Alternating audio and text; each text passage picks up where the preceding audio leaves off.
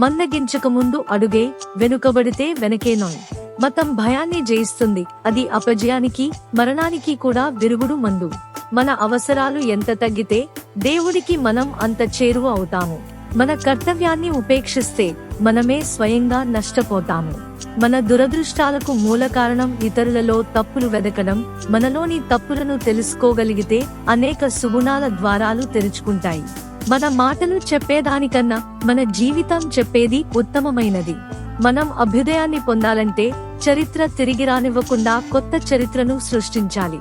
మనం ఇతరులలో లోపాన్ని ఎత్తి చూపే ముందు మనలో ఆ లోపం ఉండకుండా చూసుకోవాలి. మనం ఎంత ఎక్కువ కృషి చేస్తే అంత ఎక్కువగా అదృష్టం మనల్ని వరిస్తుంది.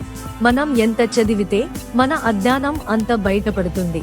మనం ఏ పని చేసినా సర్వశక్తులను, మనస్సును దానిపై స్థిరంగా కేంద్రీకరించినప్పుడే ఆ పనిని సక్రమంగా చేయగలుగుతాము.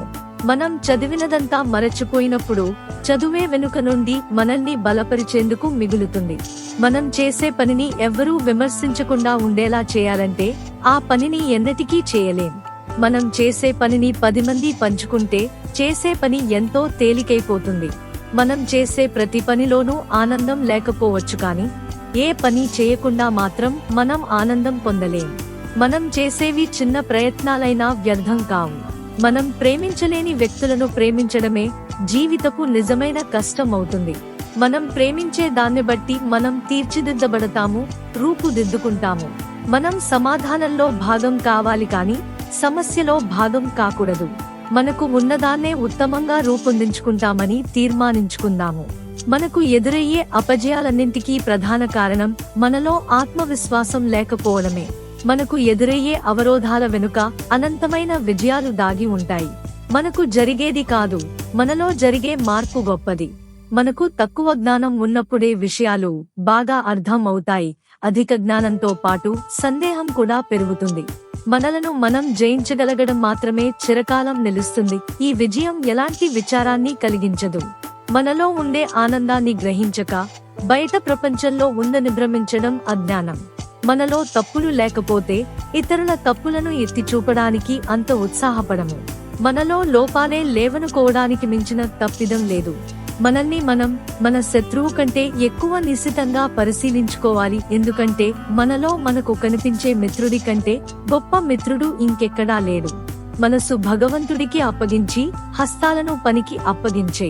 మనసు నిండా నిజాయితీ పెళ్ళుబకాలే కాని అటువంటి మనిషి తక్కిన ఎంతో మంది కన్నా మిన్నగా దేశానికి సేవలు అందించగలుగుతాడు.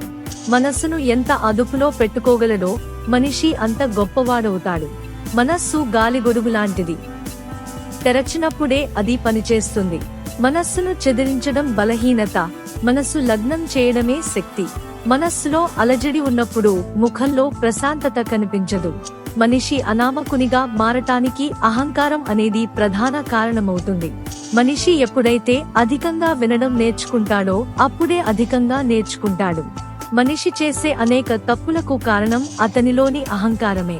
మనిషి నుండి ఎన్నటికీ వేరు చేయలేని ఒకే ఒక్క సంపద విద్య. మనిషి ముసలివాడై చావుకు సిద్ధమై ఉన్నా అతని ఆశ మాత్రం అణగదు. మనిషి యొక్క అతి విలువైన సంపదే కాలం. మనిషి శరీరం కంటే ముందుగా ఆత్మని శుద్ధి చేయడం ఎంతైనా అవసరం. ఎందుకంటే వ్యర్థమైన జీవితం కంటే మృత్యువు శ్రేయస్కరం. మనిషికి నాలుక ఒకటే, చెవులు మాత్రం 2. దీనర్థం తక్కువగా మాట్లాడు, ఎక్కువగా విను అని. మనిషికి విజ్ఞానం కన్నా మంచి మిత్రుడు లేడు, అజ్ఞానం కన్నా పరమశత్రువు లేడు. మనిషికి సాధించగలనన్న ఆత్మవిశ్వాసమే అన్ని విషయాలకు మూలం. మనిషి పట్ల మనిషికున్న అమానుషత్వం లెక్కలేనంత వేల మందిని విచారపడేలా చేస్తుంది. మనిషిలో ఉన్న పరిపక్వతకు బాహ్యరూపమే చదువు. మనిషిలో జ్ఞానం అనేది పెరిగే కొద్దీ తనలోని అజ్ఞానం తెలిసివస్తుంది. మనుషుల వద్ద లేనిది ఆత్మబలమే కాని శరీర బలం మాత్రం కాదు. మనోబలం లేకుండా గణనీయమైనదేది మనం సాధించలేము.